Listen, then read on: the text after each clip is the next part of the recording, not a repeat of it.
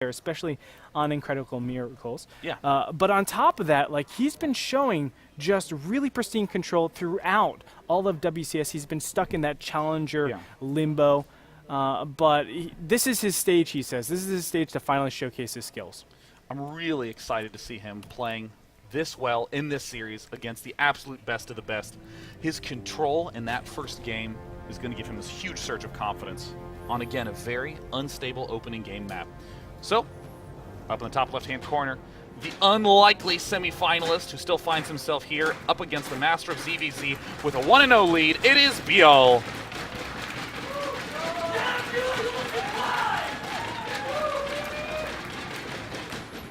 In the bottom right-hand corner, the Starcraft 1 Brood War legend, the Tyrant.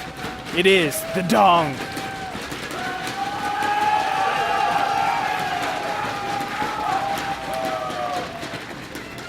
And boy, oh boy. Wow.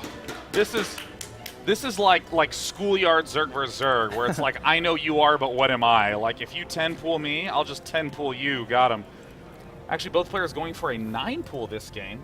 I actually do like early pool with gas on this map, even though Byul doesn't, due to the fact that this is a huge open ramp, and even though it's very easy to think that this ramp and this natural expansion are close enough, in Zerg vs. Zerg, this is miles away, due to the fact that you need creep spread to join these two together for queens, for spine crawlers. Any early aggression to lock your opponent out of that good creep spread is amazing. Or even queens can assist in defending the hatchery if there are zerglings surrounding there, because they don't want to get out of that position. They want to block that ramp to make sure nothing's behind there. Yeah, I mean, queens off creep run about as fast as I do, so yes. You absolutely need that creep there. Byul going straight for the second queen, as is Jaedong. The real questions coming up is who is going to be going for that gas first, who's going to be going for the expand, but it looks like both players are absolutely favoring the gas. Yeah, this is kind of the build that's so popular on the Korean scene these days. Vibe was telling Mr. Bitter about this a little bit, and he was saying, yeah, it's a lot of times a lot better to be aggressive in the early stages. Even against macro builds, you're only up, maybe 1 or 2 drones, and a lot of times you can just end the game. So might as well go for this. And it's actually safer because you don't die to anything, really. You can always do damage.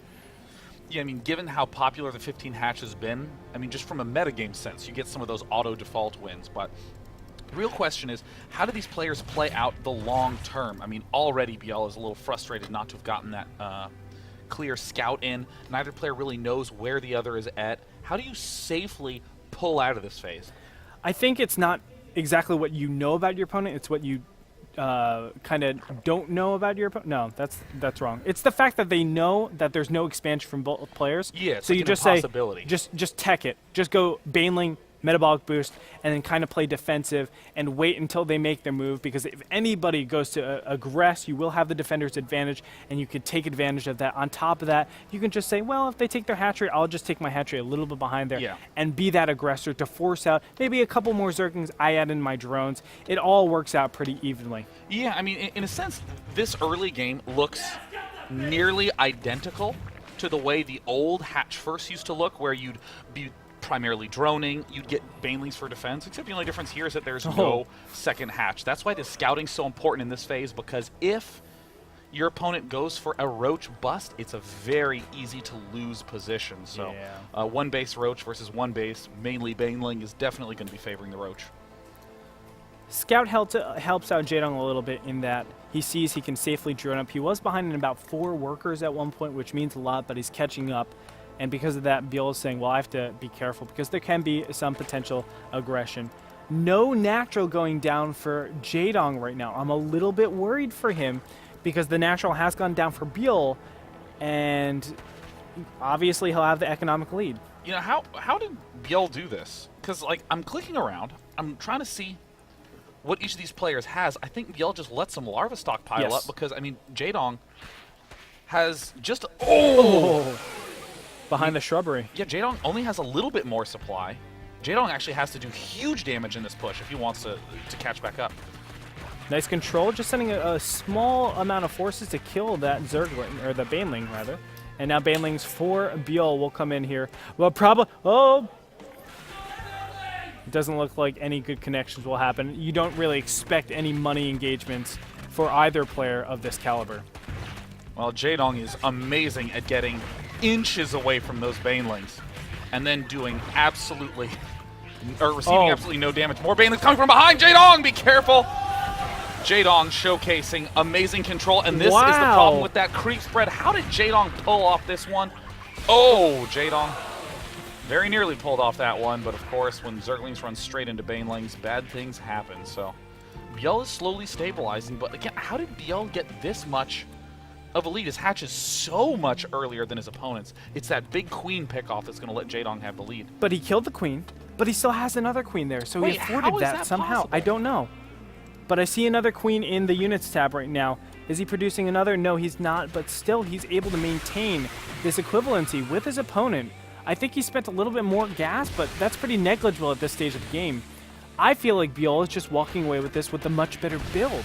Yeah, Byul has somehow carefully managed the teensiest, tiniest bits of his economy to be able to get light years ahead of Jaedong in terms of all the little factors. Has an extra queen. Jaedong did kill off the first one, but I mean, Jaedong hasn't even gotten to a second queen once this game. Jaedong has to apply more damage. Roach Warren going down too for Byul. How do you feel Roach Warrens exist in this early stage? I almost feel like that's so unconventional, especially from all the one base aggression that we've had. Yeah, at the same time, though, roaches have a lot more potency because what's the usual response to a big roach bust? Throwing down a bunch of spine crawlers. You can't do that when you started off one base and don't really have that many drones. So you force your opponent to build way more Zerglings than he's comfortable with, or way more spines than he's comfortable with early on. And you even see, oh, 2 Banelings popping in. Oh! Yeah, okay. Okay. Whoa. Wasn't bad. Still a lot more Banelings left, and 4 roaches on the way out. Remember, they 2-shot these Banelings.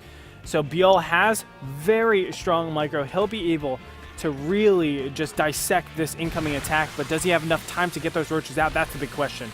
Well, it looks like Jaedong is not going to give him that much time. He needs to kill off these remaining eggs, and he does. Kills a lot of Zerglings, but here come the roaches, and the queen will be able to tank a little bit here. I think it will go down, yes, barely, but here the Banelings come in. Oh. Jaedong is chasing him down on creep and is going to get some decent pickups. Total drone of 6 lead now drones. goes to Jaedong. 6 drones go down there. Is it going to be enough, though? A lot of roaches still on the field. Banelings are being morphed. Can he get this around? I don't think it's large enough. Oh, my God. He's going to rush by. There's a lot of very low health drones up in here. Jaedong's going to go straight for him. Oh, no. He loses track of his units. He's trying to do some cutesy micro in the expansion and loses out on a couple of those key vulnerable drones. And now Jaedong has to stay alive versus the huge counterattack. We see a lot of roaches coming in. 7 right now. Not a lot in the grand scheme of things, but in this early game, Zerg vs. Zerg, there's only 6 lings for Jaedong. Yeah, and a lot of those lings need to be morphed into Banelings immediately. You need Baneling defense, but right now the roaches are going to approach. He doesn't have time to overwhelm his opponent. Not enough queens. This is looking so hard for Jaedong to defend. Immediately targeting the Banelings, getting good connections, and I think Byul is going to take it once again.